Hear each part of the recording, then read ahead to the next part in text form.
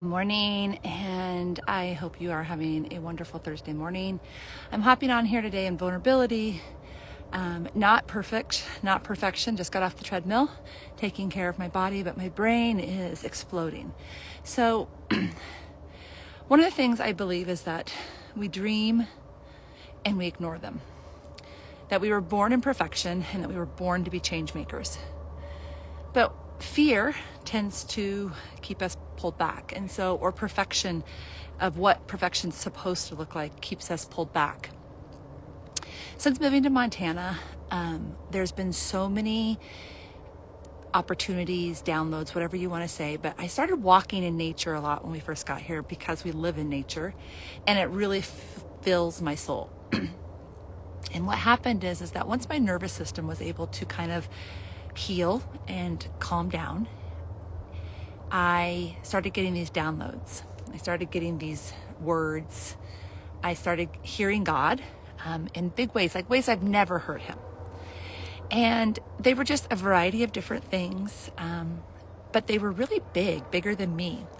But one of the things that popped up probably well over a year ago was, you're not done in foster care. You're not done helping orphans find homes, find safety, find healing, find a place to land while their parents heal.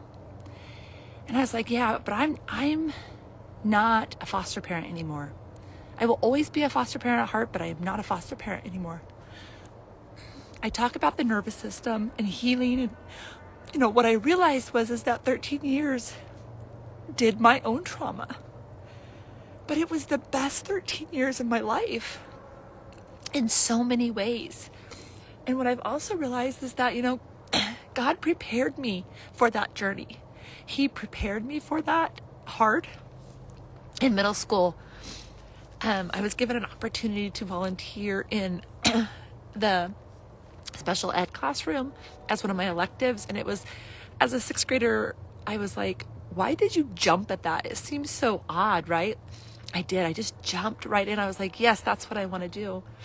And it was such a wonderful experience of taking a human and just loving them for who they were, helping them for who they are, even as a child.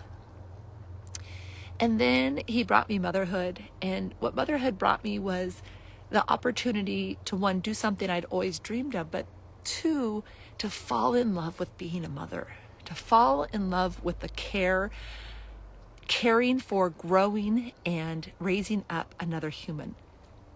And when I look back, I realize both of those things prepared me for the journey in foster care, of the need to, the process of falling in love with caring for other humans, the love and desire to nurture and care for other humans with special needs or extra needs, and advocating for them. And I know now that journey is leading me to the next journey. What that next journey looks like, I have no idea. But I have found, or God has led me to an community here in Montana, a organization called ChildBridge. And so in my stories, I'm going to share the Founders Podcast. They just started their own podcast. And that podcast is why I found them. I found them looking for what was the need for foster care in Montana.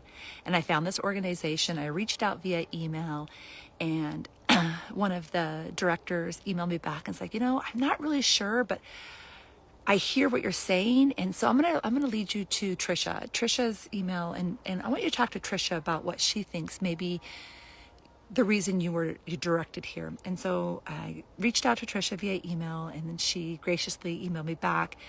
I ended up being on their podcast. She ended up being on my podcast and really sharing that story and that dream and that vision.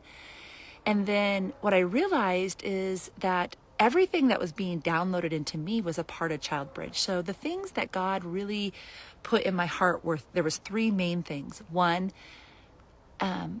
trauma-informed training. One of the things that foster care, I don't believe, gives us is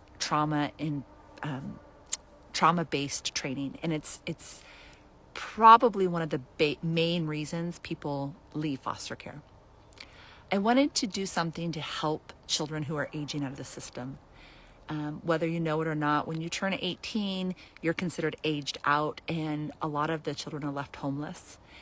And Tricia said something very powerful during our podcast, and she says that, do we ever age out of needing a family? And the answer is no, you guys. No one ages out of needing a family. And the third thing was really to provide like opportunities for women, for men, for couples, maybe even families to build themselves up. So, I was thinking retreats, conferences, but I don't want it to be all sit in a classroom. I really want it to be this loving, warm celebration of what they're doing and their need to just heal and get rest. So during my conversation with Tricia, guess what? ChildBridge does all of these things, or actually is on the evoking, and one of the third things they're really building up this next coming year. But the fact that they had everything in place, or was coming into place in my heart, was so big. I still don't know my place in ChildBridge, if it was just an awareness, if it's because I'm supposed to be doing something bigger for them. But my point is that we have to walk forward. We have to say, okay, I hear you. I feel it. It's scary, but I know I was born to do this. I was born and designed to do something bigger. We all have the ability to be change makers. We all have the ability to foster change. You just have to be able to say, I am capable. I am worthy of falling on my face and getting back up again.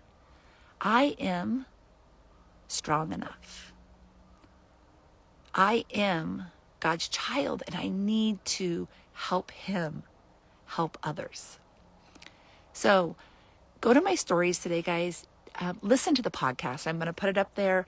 Even if it's like a 23-minute podcast. It's so easy. Listen to it in the car. We all have an opportunity to support something in some way. One of the statistics that the founder will talk about is that there's like 2 billion Christians in the world, and like, I don't know, I can't remember now, 7% of that in orphans. And the reason she started this foundation is she saw that statistic. And if 7% of Christians became foster parents or helped an orphan, they would be no more orphans. Imagine a world where there were more homes than children in need. That is something to pray for. So, thanks for listening. I hope you guys have a great Thursday. I'll talk to you soon.